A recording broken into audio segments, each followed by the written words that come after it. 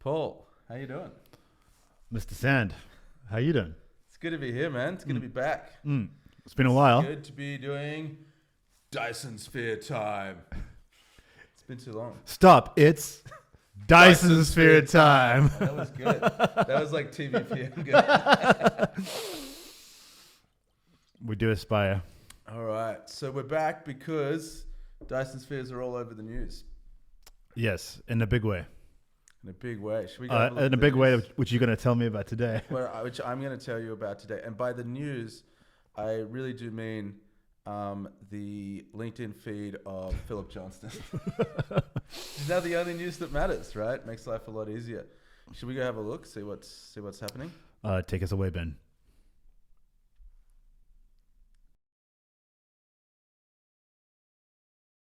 I would love to go build a Dyson sphere around the solar system and make the world's gigantic data center with the entire energy output of the sun. But obviously we can't do that right now. So that one has to wait a couple decades. But I think we're able to do more. We're credibly able to do more. All right. 20 years? Do we need 20 years, Paul? I don't feel it's going to be that long before we can start building up by the sun. Yeah, I To think be honest. StarCloud's launching in August. So tell me more about StarCloud. So StarCloud is Philip's company, and it is putting... Do you know Philip? I do know Philip. Yeah. Yeah, they are really cool. Let's go have a look what they're up to. I really like StarCloud. That's a nice website. Yeah, here's StarCloud. Isn't that pretty? Is that a Starship there? It is A definitely pseudo Starship? legally not a Starship. Yeah, right. And they definitely did not have to change it to look like that because of any communications from anyone involved with Starship. So that's definitely what happened there. Yeah. So 4 kilometers wide. I don't know if you saw that in the video. We'll play the full video. Yes. again. Yeah. Oh.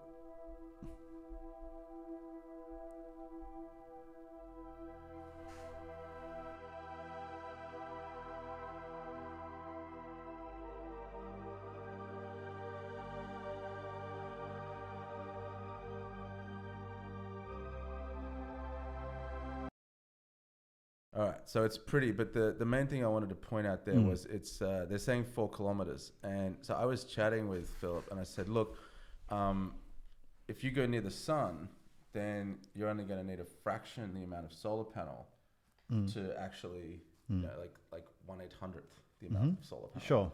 Yep. Right, for that same data center. But he said, yeah, our radiator is like the thing is like 4 by 4 kilometers, right? The solar panels, but the radiators are 1 by 4 kilometers, right? Hiding behind it.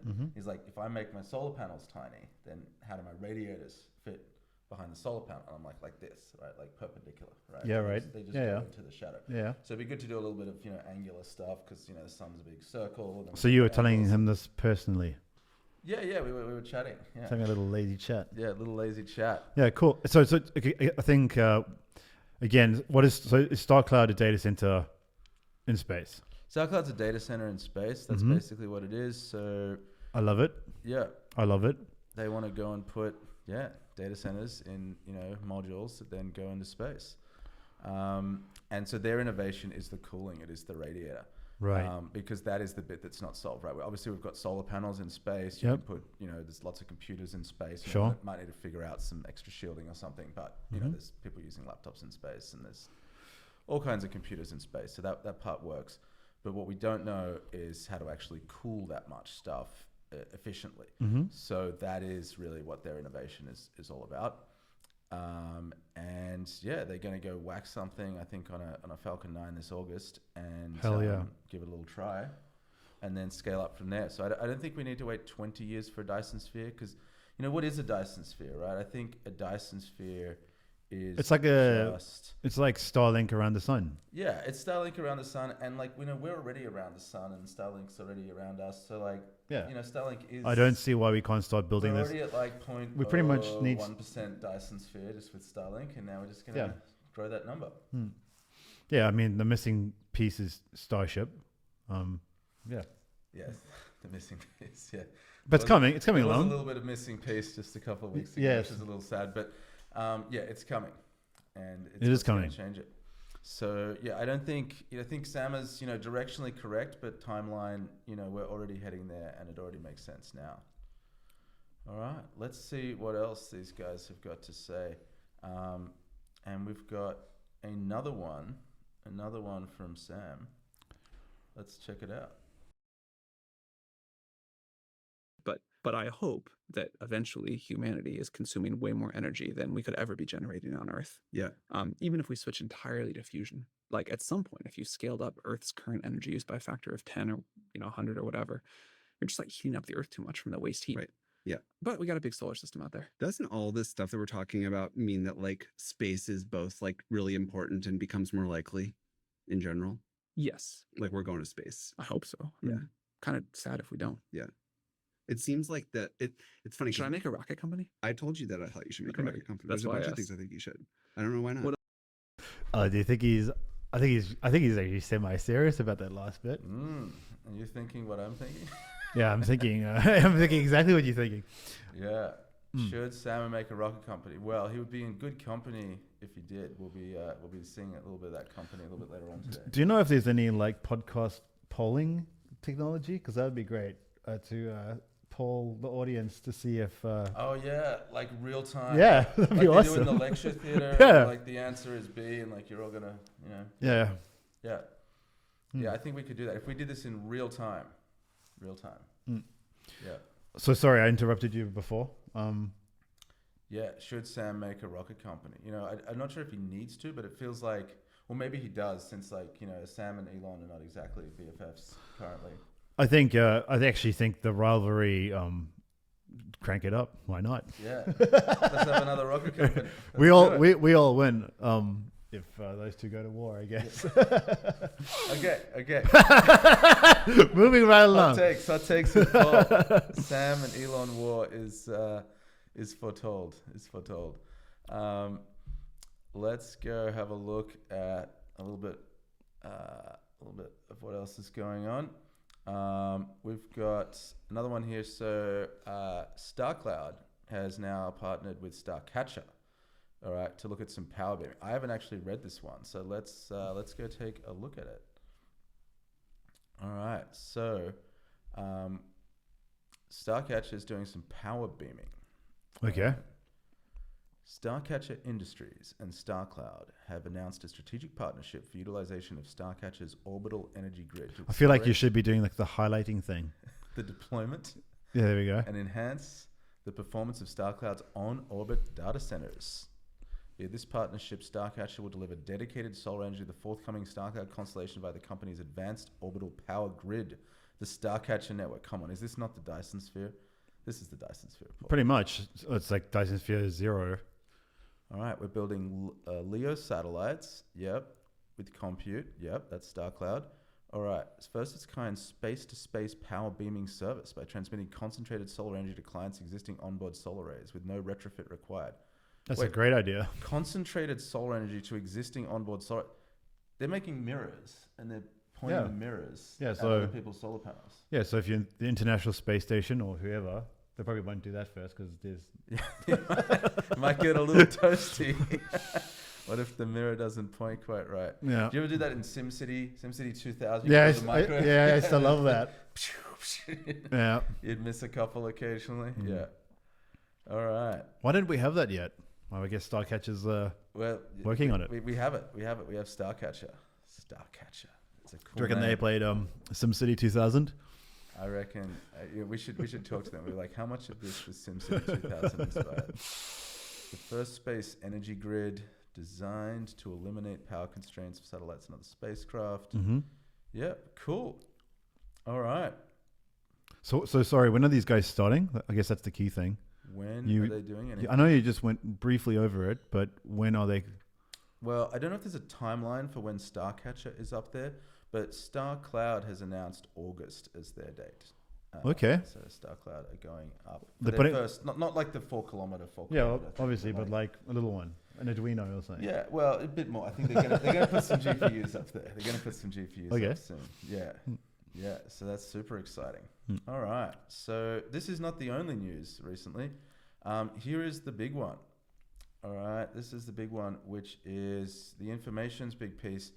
Why Eric Schmidt and Jeff Bezos are high on space data centers. Who do you think did the graphics there? Definitely wasn't ChatGPT. It looks pretty. It's a little bit creepy as well. It's like that one that meme that it always has been. yeah. We just need to go there.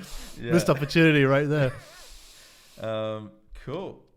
Let's have a look. If it all goes as planned in August, a startup called StarCloud from Redmond, Washington, go Philip. There you go. Will load a rocket bound for space with a refrigerator-sized satellite, the first to contain an H100. Mm-hmm. Normally, that chip is at the heart of sprawling data centers back on Earth that run the latest artificial It's models. actually pretty incredible if you think about it. That's no small feat. Yeah. Yeah. And this is a company that basically got put together like last year. So And yeah, to run for people that aren't as savvy about space, to run non-space hardware in space, that's an achievement. well, they're a little bit savvy about space. They've got quite a lot of guys. Yeah, guys. no doubt, no Yes, doubt. Yeah. But yeah, they're pretty good. Well, I'm saying for the non-savvy audience. For the audience, Yeah. yes. For you, the audience, you non-space, you They're probably- lay people. He's making a reference. That's Yeah. Paul has been doing some really interesting research recently on cancer, and despite his depth of research, he's been called a layperson. So I thought that's the reference. I'd just give him a little dig there.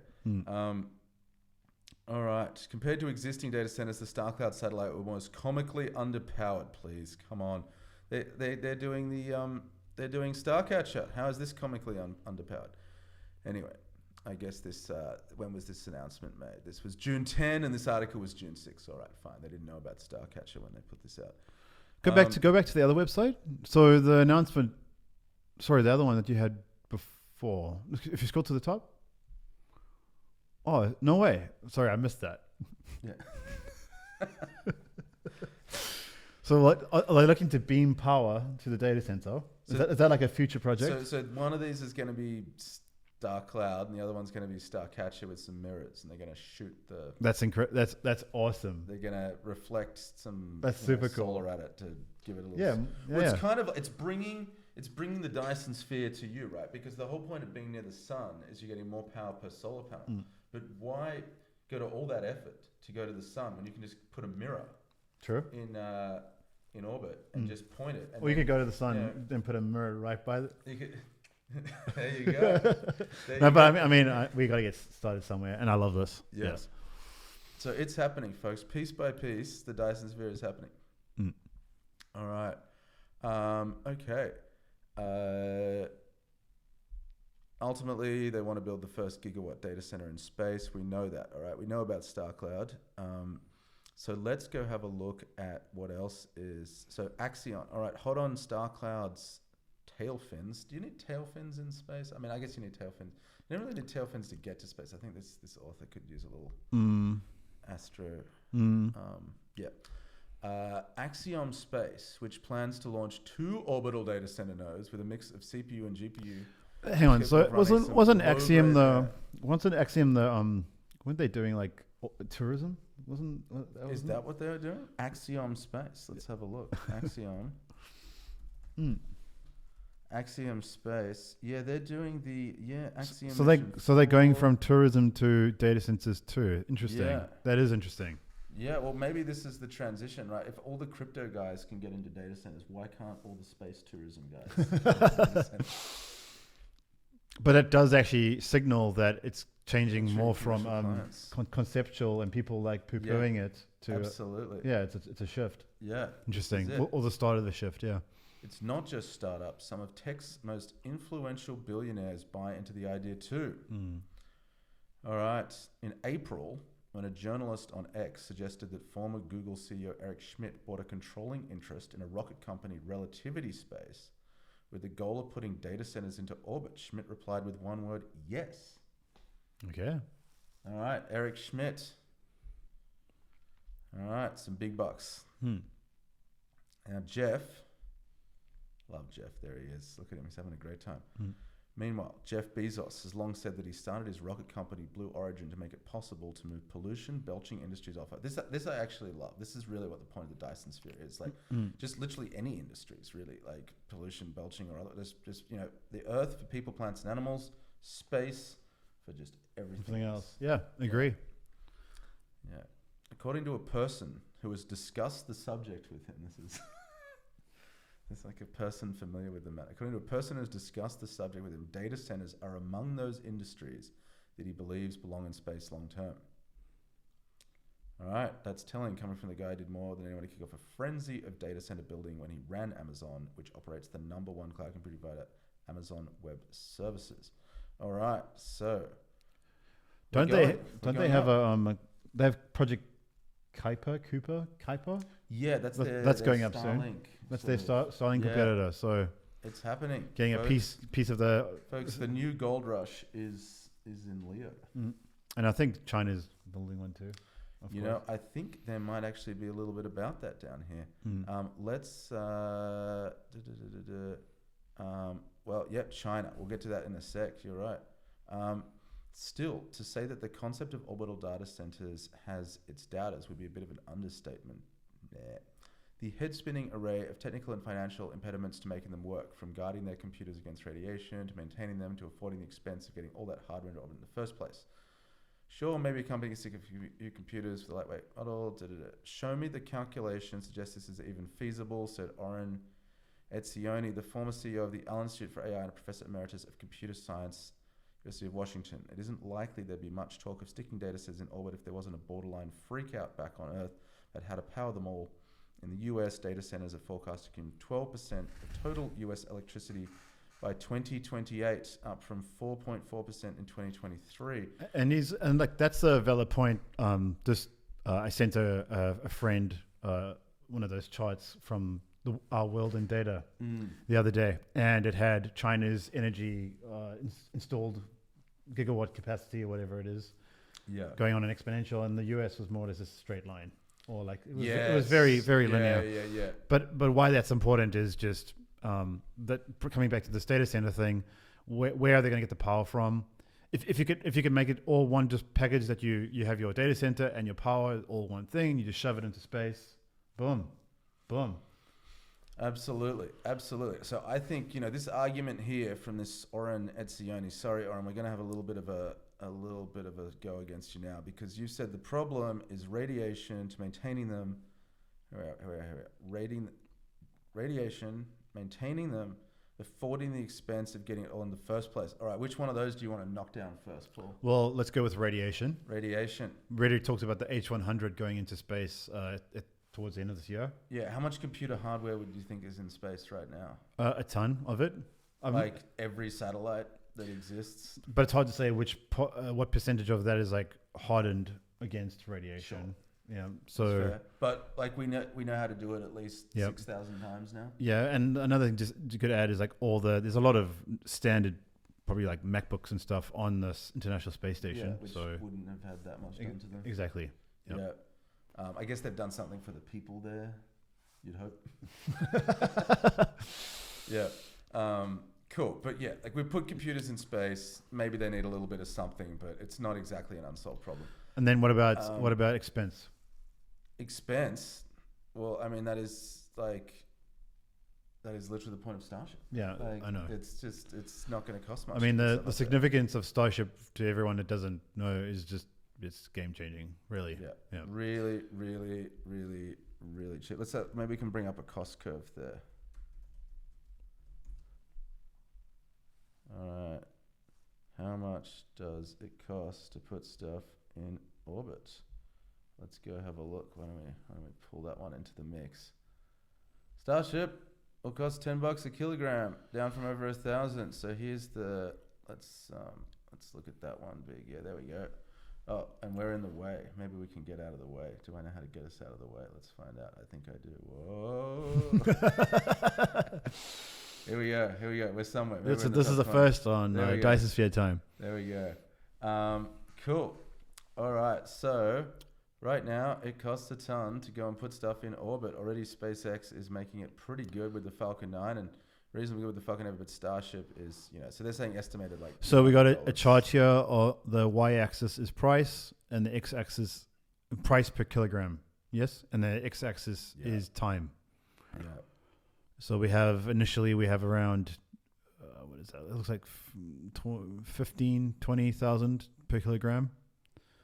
In the 1960s, with Falcon 9, we are down to 3,200. That was around 2012. And Starship is estimated to be $200 middle of this decade. Well, that might be slightly ambitious, but maybe towards the end of the decade, I reckon. Yeah. Flying frequently. Yeah, for sure. And that's just so. So we'll go back to our article here. Yeah, the cost of getting it there in the first place, right? We've addressed this, right? So if it's 200 per kilogram, that's 2,000 per 10 kilograms. So 20 grand to get 100, which is, you could get a few things up there for that. Yeah. But you forget to factoring into that is just you have free power for. Well, put it this way, right? The cost of a GPU is quite a lot per kilogram. True, right? That's true. Like an H100's a couple of kilograms, about $50,000. So if you're putting that plus, how many kilograms of power and cooling does it need? But even if it's like 10 times that, you're still a fraction the cost of the H100. So it's right. It's not a very interesting number in terms of the payback period of that GPU. Right. Yeah. Is it more an argument of just getting sheer volume of GPUs operational? Like, if the US grid can't support them, then just shove them in space. Is that the idea? I think even if the US grid could support them, it's just cheaper to put it up there, right? Like, what makes the sort of the Dyson sphere so awesome is that it's just the cheapest source of power. But the problem arises if there's things you need to bring back to Earth, which is going to add extra cost. But if all you're doing is beaming data up and down, then obviously it's just cheaper to do it there. Cool. And then the fine one is maintaining them. How do you maintain them? Well, as someone who's maintained a lot of GPUs, the short answer is don't. You don't maintain them. GPUs are, solid state.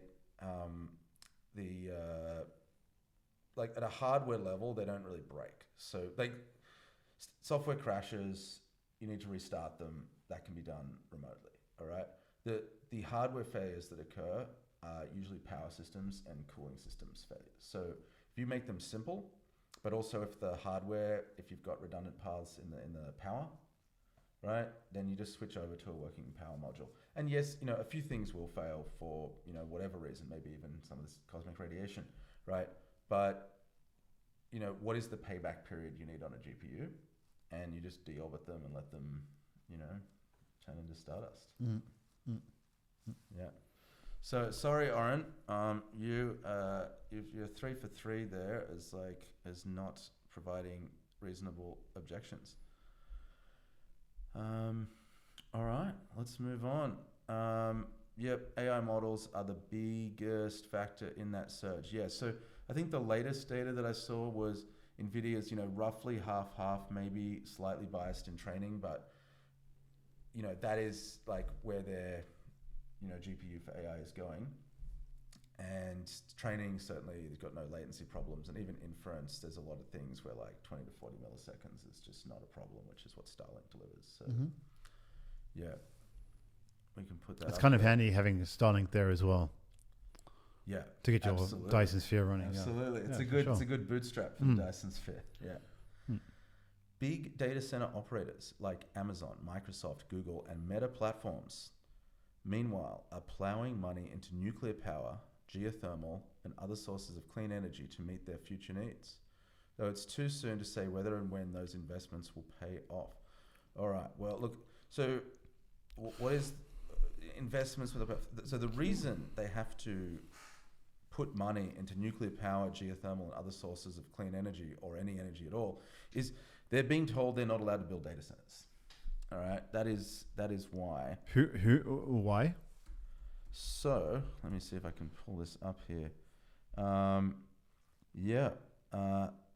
Texas Senate Bill 6. Let's go have a look at what the problem is here, right? So,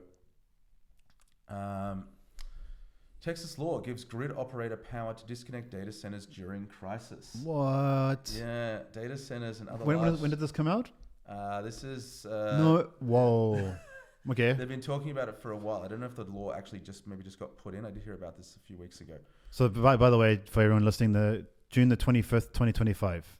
Yeah. Yep. Is when this. Ding, ding. Yep. Data centers and other large non-critical power consumers connected to the Electricity Reliability Council of Texas Transmission Grid must, ERCOT, you might have heard that name when you heard about all those power outages in Texas and the cold snap. Transmission grid must accept curtailment during firm load shed events under a landmark law. Republican just signed on Friday. So it has happened. All right. Now, 75 megawatts is the line. That is not very big. Reasonably near us here in Sydney, there is an 80 megawatt data center, which is, you wouldn't know it if you didn't know it was there. It looks like a sort of 8-story residential building, basically. It's not like, this is a campus the size of an airport sort of thing. Yeah. Right? Like it's, so we're talking like, relatively modest data centers, and could ramp down or switch to backup generation at utilities request, which, quick plug, Strong Compute, my company, logo, there we go. There it is. Strong Compute builds technology that allows you to happily move, save, resume your workloads in the event that your data center goes down. So maybe all these people subject to this law should be using our technology. In the event that the Texas government disconnects you from the grid. From the grid, absolutely. New interconnection, disclosure, and cost sharing. I can't believe this. To be honest, this is nuts. This is like shooting yourself in the foot, cutting yourself off at the kneecaps. Like I can't really. Why would you do this? Go to Singapore, South Korea, Japan, where you're not even allowed to build a data center. Really? Yeah. So. Okay, well, this just even ups the case even more for data centers. And for Strong Compute. For Strong Compute. You heard it here first. I thought you were going to say data centers in space. Yeah. Space Strong Compute. That's it. Strong Space. SB6 will provide regulatory certainty for independent power producers such as Vistra Corp and NRG Energy and data centers seeking co-location arrangements. Regulatory certainty. Yeah, it's certain that when we feel like it, we'll turn your power off. That's what's certain. Capstone Energy analysts Monica Chen and Jack Painter said on a Monday note. All right, okay, so you get the idea. So it is not just about too soon to say whether and when those investments. It's not about like, we think, there's an opportunity in the electricity market and maybe, given that we know about infrastructure and we use electricity, we should invest in our supply. Like, it's like, no, you don't have a supply chain if you don't invest. I mean, my 10 cents that I can add to that as well is, you've already discussed that you can be disconnected now, but and that some places are banning building data centers. But another one is a lot of those energy sources there, nuclear power, geothermal, take ages to spin up. Like just to get a nuclear power plant, I think what's the record? Getting, I don't know, 10 years or something, 8 years, somewhere around there. Yeah, I think we were told 15 years in Australia, which would definitely become like 25. It would never happen. America's like 10, I think, which would probably become 12 or something. And then there's other parts that, but like you probably like nuclear power, you probably don't really want to rush it either. Like sure, but I think the key thing is to contrast that with like something solar based, and if it's in space, obviously it's on forever. But solar based is instantaneous. That's the real solar's very quick to get up and running, and given that it's DC power and that's sort of what these things are at the end of the day, like one of the big hurdles in data centers is getting the substations right. Like you could get the land, you might be able to build the building quickly, you might even be able to get access to the power, but to actually get the substations, they're backed up on that years as well. Right. Yeah. And so you get instantaneous power set up for you when you and power forever because it's in space. So you can just absolutely. All right. Not have to worry about batteries as well. Orbital data centers have a tantalizing answer to the power problem: uninterrupted access to solar energy without the hindrances of weather, nighttime, and seasons. That means they could enjoy dramatically lower operating costs while also combating climate change by reducing the reliance on fossil fuels. Yeah. So yes, they can do that. They have uninterrupted power. And the key thing here is that, normally when you look at power load, right, like it fluctuates throughout the day, right, as we know. But let's just go. There's a really good website. One of the great things that Australia has done. Let me bring that up.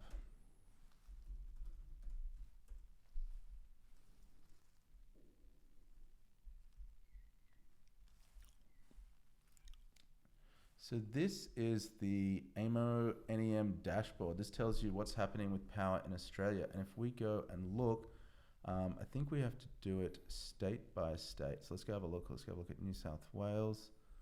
Why won't it bring up price and demand? Fuel mix. Let's do that. Yeah, beautiful. All right, so fuel mix, and we'll do that over the last, say, 3 months. Are you able to zoom in on that a little bit? Yeah, let me do that. That's a good idea. All right, so the fuel mix. So let's just do it over a 24-hour period to really just push the point home.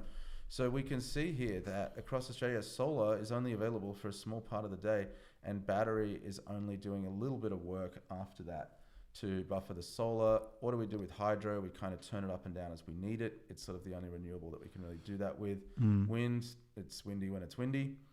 Quite fortuitously now when the sun's not shining, apparently, but that's just the luck of the draw, right? And so the problem with solar is that if you want that capacity at another point in time, like here, you simply need an entire another set of power infrastructure that delivers that capacity. So yeah, sure. You need the purple one to be for the rest of where the blue one is, really. Yeah, exactly, right? So building solar on Earth is not going to solve your problem.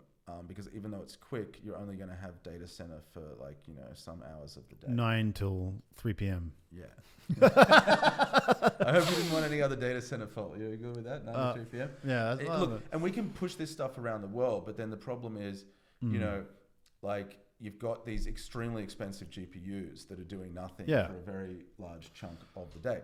And, for a power spike, because a power plant goes out, if they're, offline for, a little bit here or there, not so much of a problem. But when we're talking you're only getting 40% utilization out of them at best, that's a pretty big pill to swallow. For sure. Yeah. Your asset's sitting idle for 60% of the time. Yeah. Solar on Earth ain't going to do it.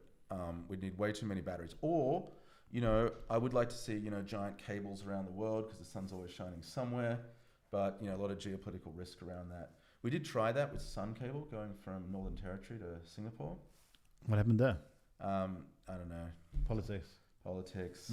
Yeah, money. It was too difficult. All right.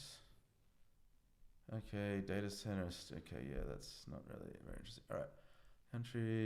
Other countries, here we go, Paul, are also eyeing orbital data centers, which could prompt competition with the US to build them first. Last month, China launched a dozen satellites that will eventually be part of an orbital computing constellation of 2,800 satellites that can run AI models and perform other computing chores.